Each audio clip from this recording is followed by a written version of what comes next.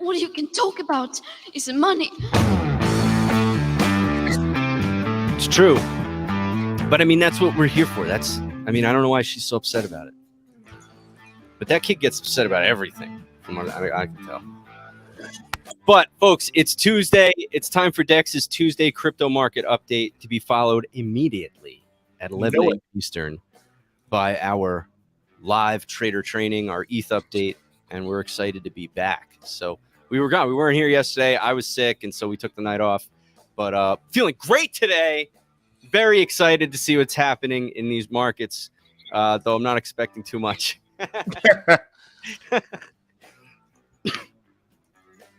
Definitely the crossroads is where we are right now.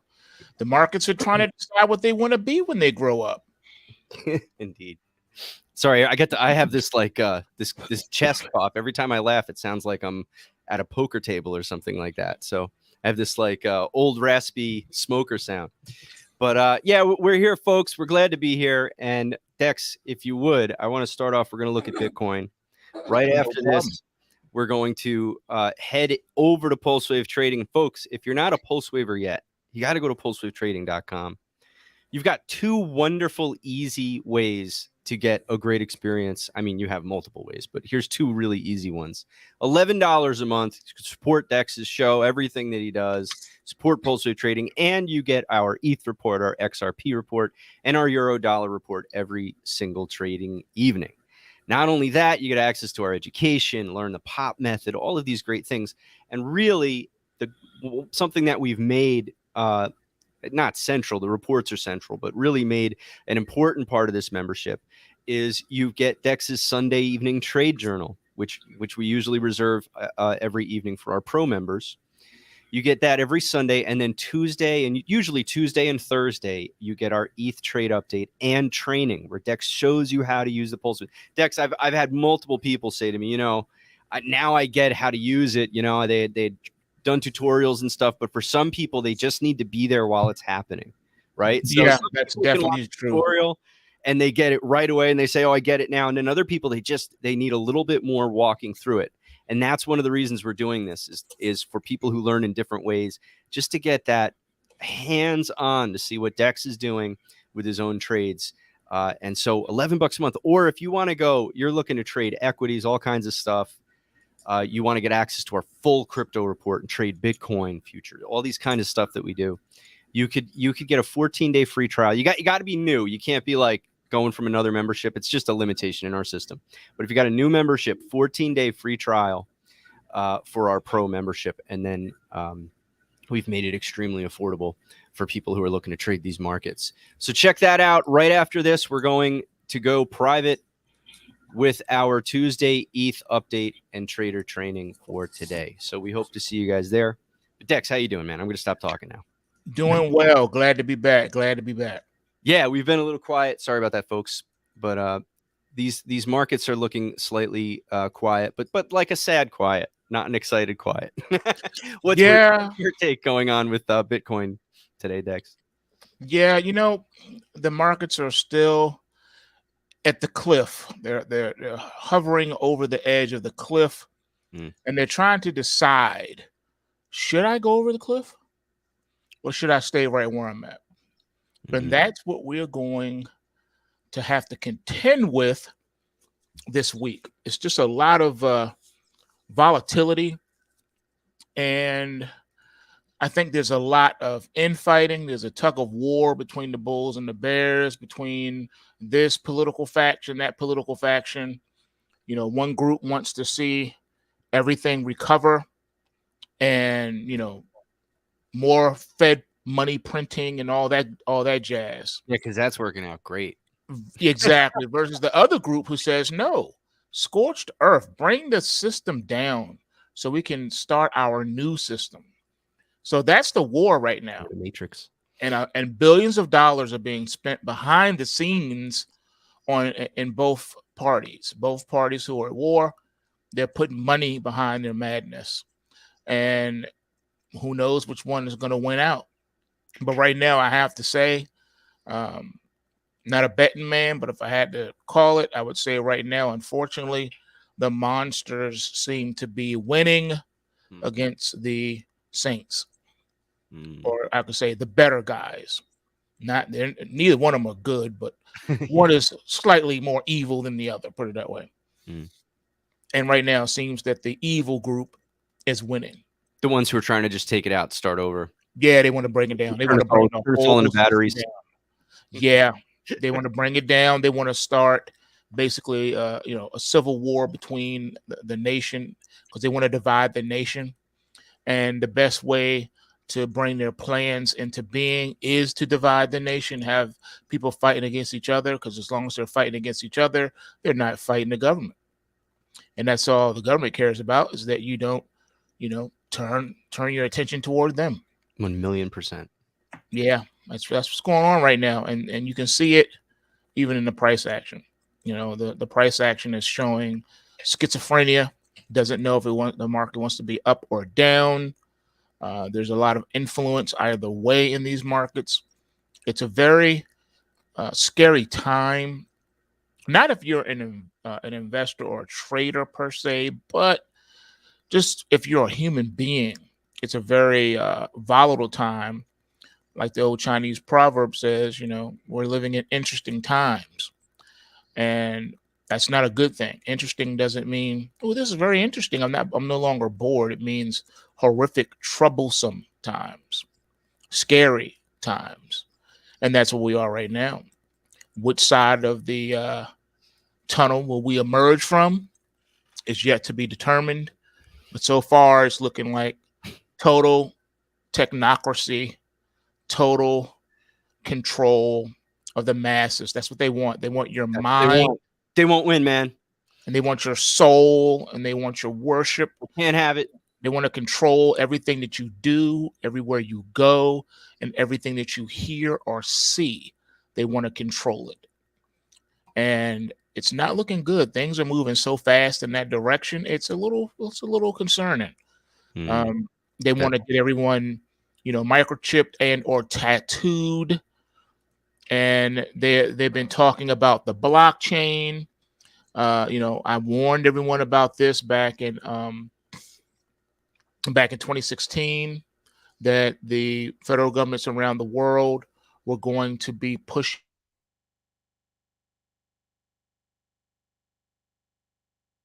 And at the time that I gave that warning, everyone thought that I was crazy, and they want to believe it, which I understand. I get that. Truth can be a little scary, So it's changed, though. We're still here. We're still, we're still moving forward, and I think with a little bit more speed now than before. But yeah, they're talking about it, man. They keep having these summits, and right now they're having the Davos summit thing. Yeah. And they're talking about, people owning nothing and being happy. But unfortunately, it's not the people that's going to be happy. It's the government controlling the people that's going to be happy, because when they make you lease everything and you own nothing, you won't be so easily able to rebel or to push for any kind of reforms, because, who's going to bite the hand that's feeding them? Once they get everyone addicted to, universal basic income, the same way they have the market addicted to Fed stimulus, you'll never be able to take it away, because taking it away would be detrimental. And that's what's going on right now. The market is on a morphine drip. Yeah. And that morphine drip is being threatened to be taken away. And that's why the market is responding the way it's responding, because it's afraid that not only will the Fed take the punch bowl away, but they may also raise the rates and keep doing it, and that will just absolutely collapse the economy. Now you got to ask yourself a question: why haven't they done it yet? That's because they really don't want to. So that you know what side of the aisle they're on. But then again, they can only do what they're told to do. So at this point, by the aliens. Yeah, you got to ask, man, who's really in charge? Who's really, running the switchboard right now. And I think you know the answer to that one. And people best to get prepared for it. I was hoping that I was going to be absolutely wrong about this. Would have been nice. Yeah, because I knew what the outcome was going to be if I wasn't. You know, I'm still holding out hope because certain things and characteristics have not, you know, emerged as of yet. So there's still hope. This is what you want, ladies and gentlemen. I know it's not going to make sense to you, but just go with me on this. You want the recovery rebound. You want them to allow the stock market to go to infinity. Because as long as they're doing that, you're not suffering. But the minute they take their foot off the gas, this house of cards is going to collapse to a level and a degree that will frighten a lot of people because they won't understand what's going on. See, you think when you're watching it and you're experiencing it, you're like, oh my goodness, the economy has collapsed. But you need to understand something. The economy will never collapse. Not organically. It has to be made to collapse. That's why I did a documentary series in 2016, also showing you that there is no collapse. All right. A collapse is like if a person's just going about their day-to-day life and one of their lungs collapses. All right. That's organic. All right. They caught pneumonia, whatever illness, and one of their lungs have collapsed. They didn't make the lung collapse. They didn't ask their friend to shoot them in the chest or in the back so one of their lungs could collapse. They didn't have anything to do with this. They're just going about their daily routine. That's an organic collapse. What they're trying to do is an artificial one. They want to create their own life in the financial womb, so to speak. So they want to create a calamity. They want to cause a calamity. That way they can say, see, the system's broken. Do you want us to fix it? We have a solution for you. And then that's when they roll out this new technocratic state. It's a police state, but not the way you think police state. It's a surveillance state. Well, they'll be able to watch people in real time with real audio and visual. That's what they're doing. And that's what's happening right now. So people need to wake up because the transition is happening. Whether you like it or not, it's happening. You know, this is old hat for the United States of America.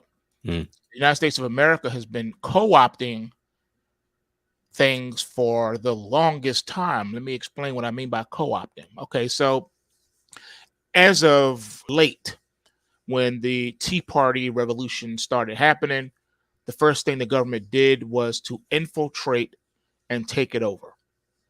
And then it died down. That's what they do. They come in, they take over, and they destroy something. They did the same thing back with the civil rights movement. Civil rights movement was not about what people thought it was about. It was never about civil rights. It was about pushing forward a communistic agenda with Marxist ideologies. And that is what it was all about. Why do you think the whole wokeness movement and Black Lives Matter and all this stuff has been so powerful? It's because it didn't come around organically. This thing, a million years, was lying in wait. Absolutely. It's the same instrument that did the civil rights movement, and people don't understand it. Why do you think even the LGBTQ rights thing, how do you think they became such a strong, powerful political force? It's because they always have been. They've never not been. All they did was hibernate. They were the engine behind the civil rights movement. Don't get it twisted. All right. They were behind that. They created and moved it and shaped it in every way, shape, and form. Martin Luther King's mentor, if you will, was part of that movement.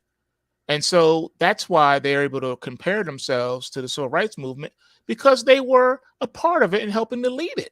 Same playbook. It's always been a Marxist communist ideology. And that's what's happening right now, the breakdown of society.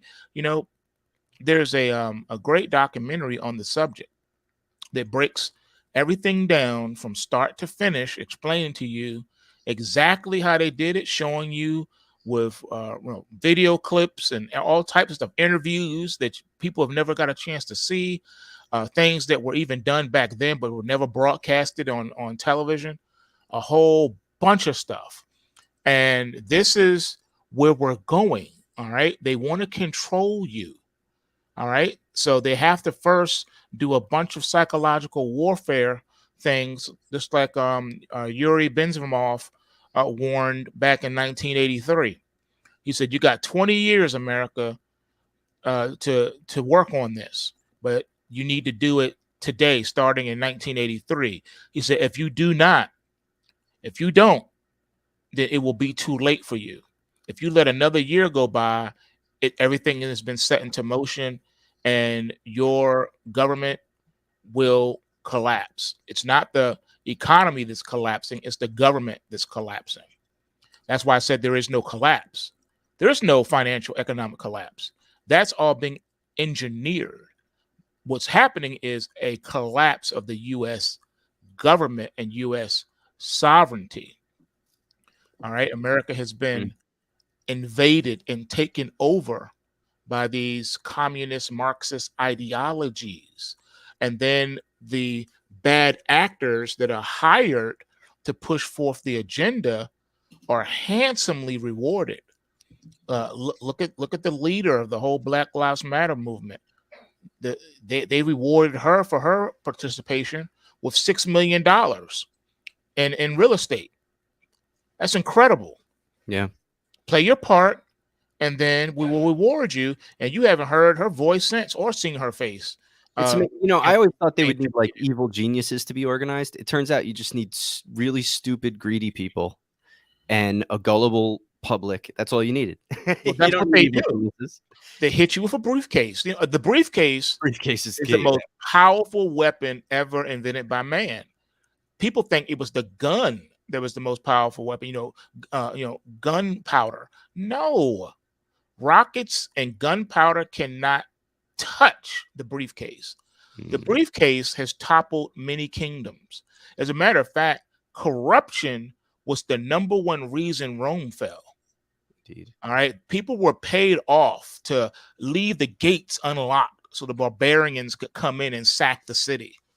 All right. Only a briefcase full of money could make that happen, could make a person turn on their friends, could make a person, stab, their people in the back. Look at Judas Iscariot with the 30 pieces of silver. He was broke off. He was hit upside the head with the briefcase, and he was like, you know what? I can't turn this down. Imagine what Rome could have done if they had a digital printing press. Exactly. See, that's the point. But the only difference between then and now is the technology. Yep. Like you said, what if they had the technology to digitize everything? And that's where the governments of the world are going, and they're making people actually beg for it. Mm-hmm. I mean, this thing is so sophisticated that people are getting to the point now where you can't even wake them up. Not only are they asleep in a deep slumber, but they're also being IV dripped with, sleeping tonic juice, so that even if the body was ready to wake up, it can't, because they've been basically put into a state of paralysis, and the anesthesia never wears off. You just keep pushing that in the veins, and the person will never wake up. You're keeping them in a perpetual state of anesthesia. The Matrix movie was trying to warn people, but people got it twisted. They were like, oh, you know what? Our existence is the Matrix. That's right. We're living in a simulation. No, you idiot. That's not what they were trying to tell you. They were trying to tell you that you, while being awake, or mentally and spiritually unaware of what is going on around you, you're living in a dream state that you can't wake up from. You've been programmed into it without your even acknowledgement of it. And that's the sad part. And why do you think that, they've been, the United States consumes more drugs than any other nation on earth? Everything from street drugs to synthetic prescription drugs. America is all about drugs. The war on drugs was not a war against drugs. It was called the war on drugs for a reason. The government went to war against anyone who was, promoting the proliferation of drug distribution and sales without their blessing and them getting broke off a piece. All right. The government has always controlled that market and that industry, just like they control a lot of other things. Why do you think there hasn't been another quote unquote civil rights leader to rise up? There's never been another Dr. Martin Luther King or Malcolm X, none of that. And there's a reason for it. It's because they were all, unfortunately, working for the same master and didn't know it. And they were like, we don't have use of you anymore. That's why the COINTELPRO comes in and shuts it all down, because now they're done. That's how our government works. They set up shop, and then when they're done, they break the shop down and it looks like as if they were never there. They do it all the time, these covert movements. And now we got technology. So you think, oh, well, COINTELPRO and all that stuff doesn't exist anymore. You are sadly mistaken. All right. The Department of Homeland Security has an entire internet department where they hire people to go online and infiltrate, message boards and private chat rooms and things of that nature.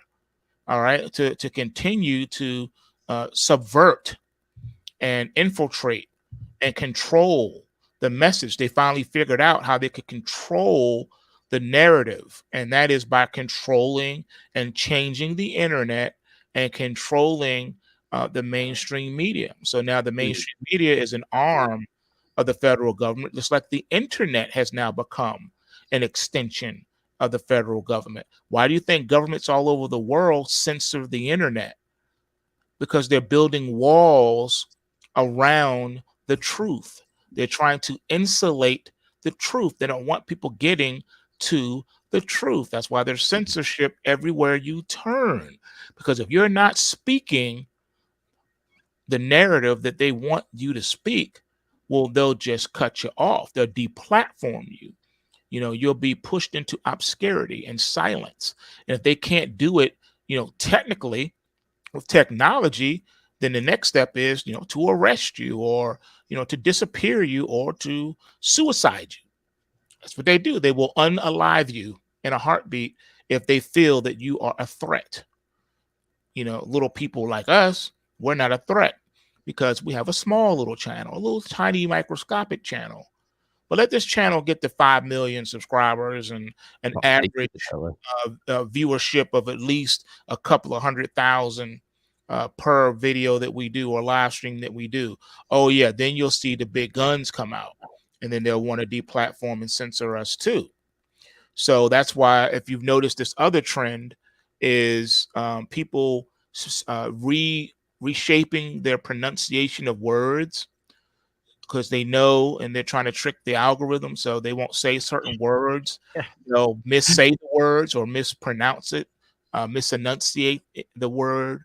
Because they don't want to be picked up by the censorship modules, because they will pick you up. So they say different things. They say things like unalive, things like that. And the algorithm is not programmed for that. It won't be able to pick that up. Yeah. So we got to get ready. Sorry, Dex. We got to go to the next thing. All right. So we got to end it there. And we're going to go immediately to our private meeting for our members, and we'll continue. Curtis. That's what I call it. That's why I'm laughing. My wife yells at me.